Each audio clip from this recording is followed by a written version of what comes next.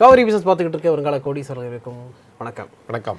இந்த வீடியோவில் 2 கம்பெனி பற்றி பார்க்க போகிறோம். ஒன்று வாரி எனர்ஜிஸ், இன்னொன்று Akeem solar and also KPI green பார்க்க போகிறோம். மொத்தம் குறி ஜாயின் பண்ணுறார்.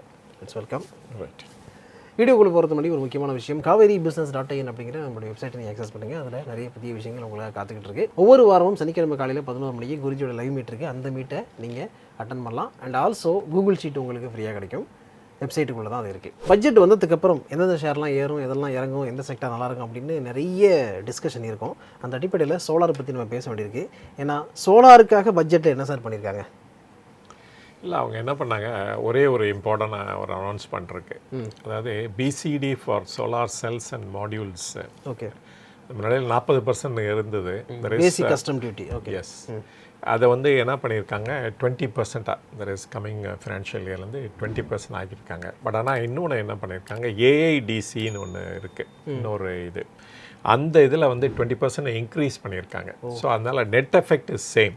ஓகே. ஒரு நம்மளுடைய மெம்பர்ஸ் கூட கொடுக்குற மாதிரி கொடுத்து இந்த பக்கம் எடுத்துட்டாங்க. ஆமாம். ஸோ அதனால் வந்து ஒன்றும் சேஞ்ச் இந்த இது கிடையாது கஸ்டம்ஸ் டியூட்டி சைடில்.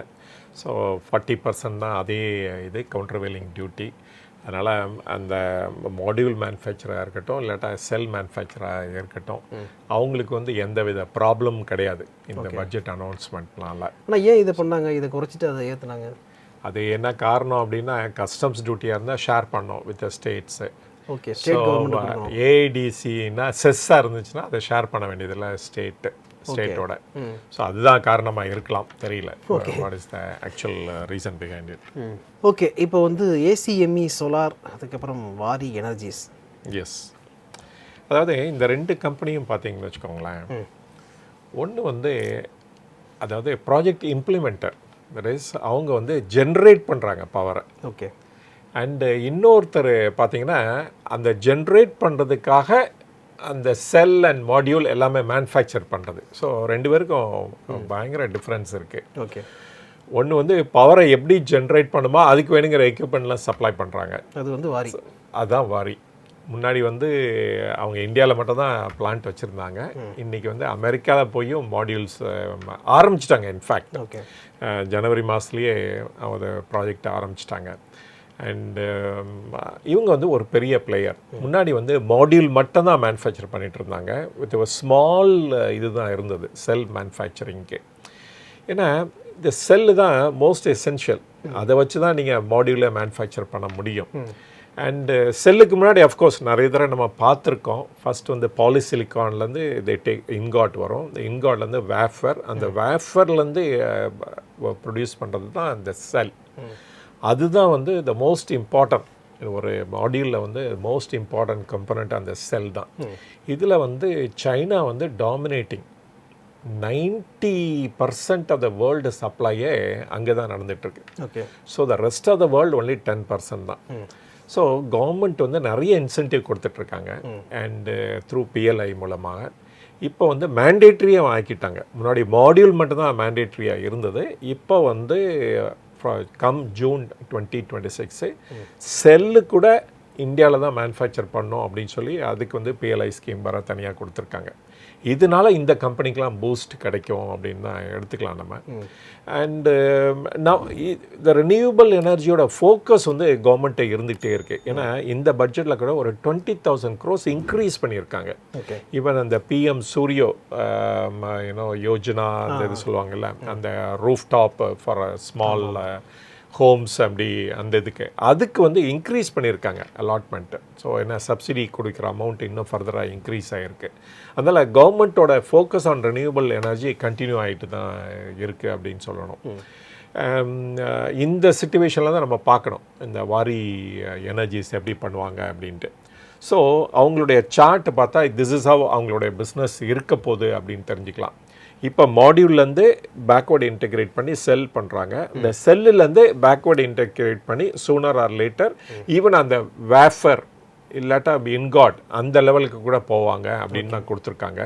அதே மாதிரி ஃபார்வர்டு இன்டெகிரேஷன் பார்த்தீங்கன்னு வச்சுக்கோங்க, அவங்க வந்து அதர் ஏரியாஸ்லேயும் என்டர் பண்ண போகிறாங்க, லைக் க்ரீன் ஹைட்ரஜன் அந்த மாதிரி இதுலேயும். அண்டு ஒன் மோர் திங் வந்து பேட்ரிஸ்.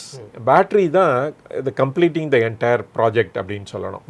ஏன்னா பேட்ரி வந்து இன்றைக்கி எதுக்கு யூஸ் ஆகுது அப்படின்னா, இந்த சோலார் ப்ரொடியூஸ் பண்ணுற டைம் வந்து கன்சம்ஷன் பீக்காக இருக்காது. ஸோ அதனால் வந்து கன்சம்ஷன் பீக்காக இருக்கிற டைமில் யூஸ் பண்ணோம் அப்படின்னா அதை ஸ்டோர் பண்ணிவிட்டு அப்புறமேல அந்த டைமில் டிமாண்டு தகுந்தாப்பில் நம்ம ரிலீஸ் பண்ணும்போது அப்போ வந்து ரியல் பெனிஃபிட் கிடைக்கும். அண்ட் ஆல்சோ ஒரு கிரிட்டில் ஒரு ஸ்டெபிலிட்டி வேறு இருக்கும். அதனால் அந்த FDRE அப்படின்னு சொல்லுவாங்க அந்த இதுக்கு, there is firm dispatchable renewable energy அப்படின்ட்டு. ஏன்னா இப்போ ஒரு க்ளவுட் வந்துச்சுன்னு வச்சுக்கோங்க, ஜென்ரேஷன் அப்படியே குறைஞ்சி போயிடும். அண்டு இப்போ வந்து இதெல்லாம் ஓவர் கம் பண்ணோம் அப்படின்னா நிறைய ஜென்ரேட் ஆகும்போது ஸ்டோர் பண்ணிவிட்டு இந்த டிமாண்ட் இருக்கிறப்ப ரிலீஸ் பண்ணிகிட்டே இருந்தால் த்ரூ அந்த பேட்ரி மூலமாக தென் வந்து ஒரு ஸ்டெபிலிட்டி இந்த கிரிட் கிடைக்கும். அதே மாதிரி கன்சியூமர்ஸும் அவங்க ஒரு ஃபேர்ம் பவரை எதிர்பார்க்கலாம் இந்த மாதிரி கிரிட்லேருந்து. ஏன்னா ரெனியூவபிள் எனர்ஜி அப்படின்னா is not a dependable source அப்படின்னு முன்னாடி இருந்தது. அதை மாற்றி அமைக்கிறதுக்கு இவங்களும் அதில் ஃபோக்கஸ் பண்ண போகிறாங்கன்னு கொடுத்துருக்காங்க. இதுதான் இவங்களுடைய த ப்ரெசன்ட் அண்ட் ஃப்யூச்சர் இது அப்படின்ட்டு. இவங்களும் வந்து பெரிய லெவலில் வந்து செல்லு மேனுஃபேக்சர் பண்ண போகிறாங்க. அது கிகாவாட்ஸில் அனௌன்ஸ் பண்ணியிருக்காங்க. அது என்னன்னு பார்த்துட்டு ரிசல்ட்ஸ்குள்ளே போயிடலாம். ஸோ 2027 இவங்களுடைய கெப்பாசிட்டி 21 கிகாவாட்டாக இருக்கும் அப்படின்னு சொல்கிறாங்க. அது மாடியூல் செல்லு 11.4, இன்காட் வேஃபர் 6 கிகாவாட்டாக இருக்கும் அப்படின்னு சொல்கிறாங்க. ரைட். சரி, இந்தியாவோட ஃபோக்கஸ் வந்து 500 கிகாவாட்ஸ் பை 2030. ஓகே. அதில் வந்து சோலார் மட்டுமே 280 கிகாவாட்ஸ் இருக்க போகுது.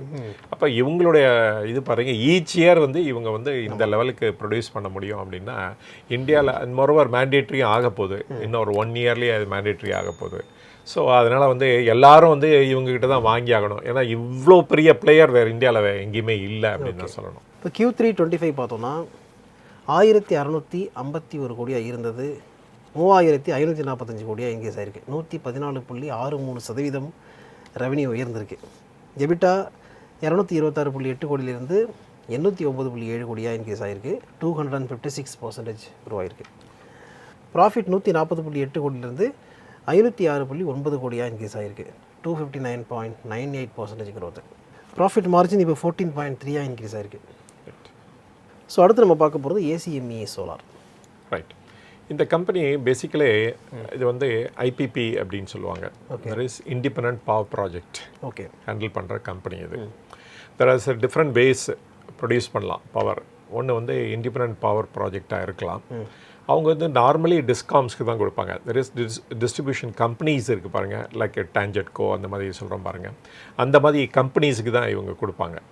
And one more thing is captive power plant, வேறு வந்து ஒரு குரூப் ஆஃப் பீப்புள் வந்து ஜாயின் டுகெதர் அப்புறம் ஒரு ப்ராஜெக்டை ப்ரொமோட் பண்ணுவாங்க. அவங்கக்கிட்டேருந்து அந்த குரூப்புக்கு மட்டும்தான் சப்ளை பண்ண முடியும். ஸோ அவங்கக்கிட்டேருந்து ஒரு ஈக்விட்டி வர ரிசீவ் பண்ணி அவங்க பண்ணுவாங்க. ஸோ இந்த மாதிரி தான் மேஜர் கிளாஸிஃபிகேஷன் உண்டு. ஐபிபியாக இருக்கும், இல்லாட்டா அது வந்து சிபிபியாக இருக்கும். இவங்க பேசிக்லி வந்து ஐபிபி ப்ராஜெக்ட்ஸ். இவங்க வந்து யாருக்காக இது பண்ணுறாங்க அப்படின்னா, இந்த பெரிய பப்ளிக் செக்டார் அண்டர்டேக்கிங்ஸ்லாம் இருக்குது பாருங்கள். SECI, தட் இஸ் solar energy corporation of India, அவங்க வந்து அனௌன்ஸ் பண்ணுவாங்க ப்ராஜெக்டை. அதை பிட் பண்ணி அவங்க வந்து அதில் வந்து இட்ஸ் அ காம்படேட்டிவ் பிட்டிங் தான். அதில் வந்து லோவஸ்ட் யாருக்கு வருதோ அந்த ப்ராஜெக்ட் வந்து அவார்ட் ஆகும். ஆனால் அவங்க வந்து SECI மாதிரி இருக்கிற கம்பெனி, அவங்க இன்டர்ன் அந்த பவரை வந்து ஸ்டேட் கவர்மெண்ட்டோட விற்றுருவாங்க. ஸோ அதுதான் ப்ராக்டிஸ் எப்பொழுதுமே. ஸோ இந்த மாதிரி ப்ராஜெக்ட்ஸும் இவங்களுக்கு வந்து ஒரு மேஜர் சோர்ஸ் ஆஃப் ப்ராஜெக்ட். அப்புறம் செகண்ட் இது வந்து டைரெக்டாகவும் பிட் பண்ணுவாங்க, லைக் NTPC Green, இல்லாட்டா NTPC இட் செல்ஃப், இல்லாட்டா SJVN. இவங்க கூட சோலாரில் இப்போ வந்து நிறைய ஃபோக்கஸ் பண்ணிகிட்டு இருக்காங்க. ஸோ அவங்களுடைய ப்ராஜெக்ட்ஸ் வந்து டெண்டர் வரும்போது இவங்களுக்கு பார்ட்டிசிபேட் பண்ணி அந்த லோவஸ்ட் பிட்டு கூட நிறைய எடுத்திருக்காங்க. இது மூலமாக எடுத்த ப்ராஜெக்ட் மட்டும் பார்த்தீங்கன்னா அப்புறம் 2540 மெகாவாட் வரைக்கும் இது வந்து ட்ரெமெண்டஸாக க்ரோ ஆகிட்டுருக்கு. ஈச் இயர் வந்து இப்போ நிறைய ப்ராஜெக்ட் வர இம்ப்ளிமெண்டேஷனில் இருக்குது. இப்போ அட் ப்ரெசென்ட் வந்து ₹3.50 அந்த மாதிரி கொடுக்குறாங்க. It may go up to 3.8 அப்படின்ட்டு. இப்போ வந்து கெப்பாசிட்டிலாம் பார்த்துடலாம் என்னென்னு. இப்போ பியர் கம்பேரிசன் பார்த்தோம்னா சோலார் கெப்பாசிட்டியை பொறுத்த வரைக்கும் ACMEக்கு 2540 மெகாவாட்டாக இருக்குது. NTPC கிரீன் 3375 மெகாவாட்டாக இருக்குது. அதானி கிரீன் 7756 மெகாவாட்டாக இருக்குது. ஸோ டோட்டல் ஆப்ரேஷனல் கெப்பாசிட்டி 2540 ACMEக்கு. NTPCக்கு 3475, அதானி கிரீனுக்கு 11610. ரைட்.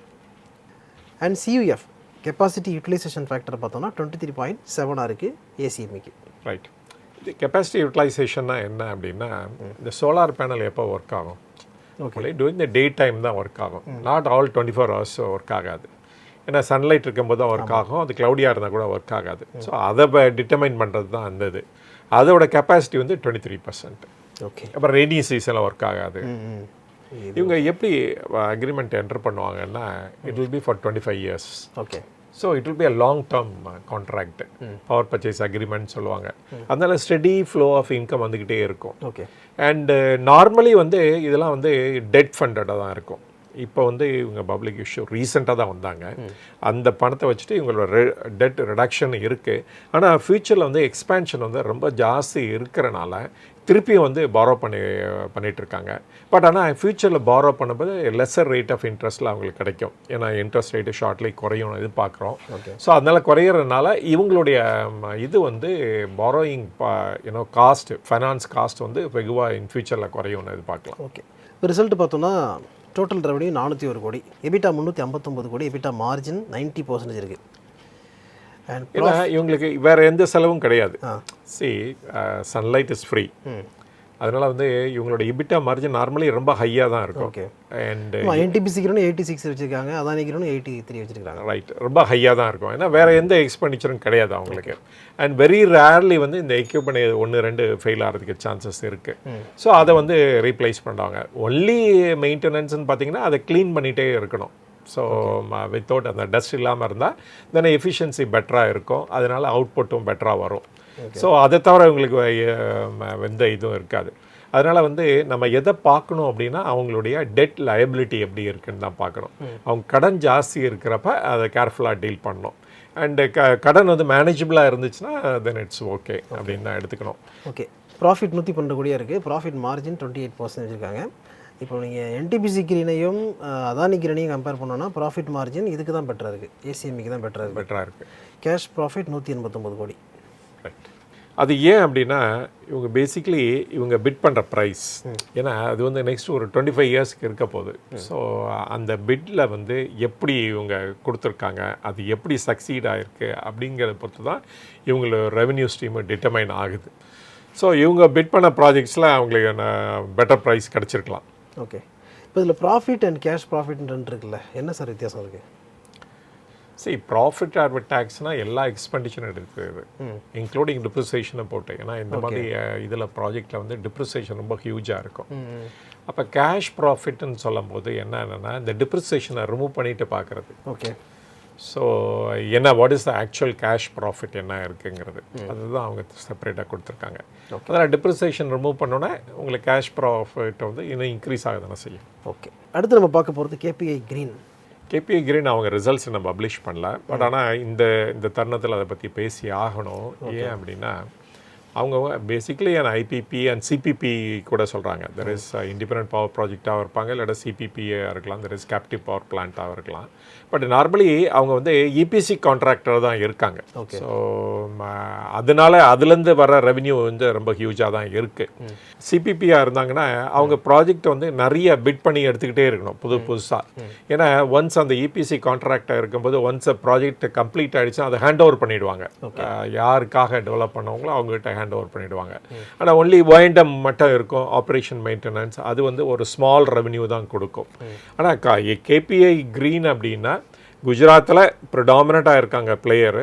அண்டு செகண்ட் வந்து கார்ப்பரேட் ஆக்ஷன் நிறைய வந்துக்கிட்டே இருக்கும். போனஸ்ஸு, தென் ஸ்பிளிட்டு, தென் வந்து raising money from the qualified institutional இன்வெஸ்டர்ஸ்லேருந்து அடிக்கடி ரைஸ் பண்ணிகிட்டே இருக்காங்க. ஏன்னா வந்து டெட்டு வந்து எவ்வளோ ப்ராஃபிட் என்னமோ எல்லாமே சக் அவுட் பண்ணிடும். ஸோ டெட்டு இன்ஸ்டட் ஈக்விட்டியாக இருந்து அந்த ரைட் ப்ரீமியமில் இருக்கப்ப தென் வந்து அந்த ப்ராஃபிட்லாம் கம்பெனிலே ரிட்டர்ன் ஆகிடும். அதனால தான் இவங்க வந்து இந்த போனஸ்ஸு ஸ்ப்ளிட்டு அதெல்லாம் ஈஸியாக அண்டர்டேக் பண்ண முடியுது. ஓகே, இதோட வீடியோ என்ன பண்ணிக்கிறோம். இவ்வளோ நேரம் நாங்கள் பேசுனது எல்லாமே எஜுகேஷனல் பர்பஸுக்காகவும் இன்ஃபர்மேட்டிவ் பர்பஸும் மட்டும் தான். சஜஷனும் ஒரு பைசா கொடுக்குறதாக இல்லை. அதனால் மென்ஷன் பண்ணியிருக்க இந்த ஸ்டாக்ஸை வாங்கணும்னு நினச்சிங்கன்னா நல்லா தெரிஞ்சு செபி ரெஜிஸ்டர்டு கேட்டுக்கிட்டு நீங்களும் ஓன் ரிசர்ச் பண்ணிட்டு அதுக்கப்புறம் வாங்க. இதே மாதிரி அடுத்த நல்ல லிமிட் பண்ணும். அது வரைக்கும் உங்கள் நீங்கள் பத்திரம் பார்த்துங்க, நல்லபடியாக இன்வெஸ்ட் பண்ணுங்கள். Thanks so much. தேங்க்யூ.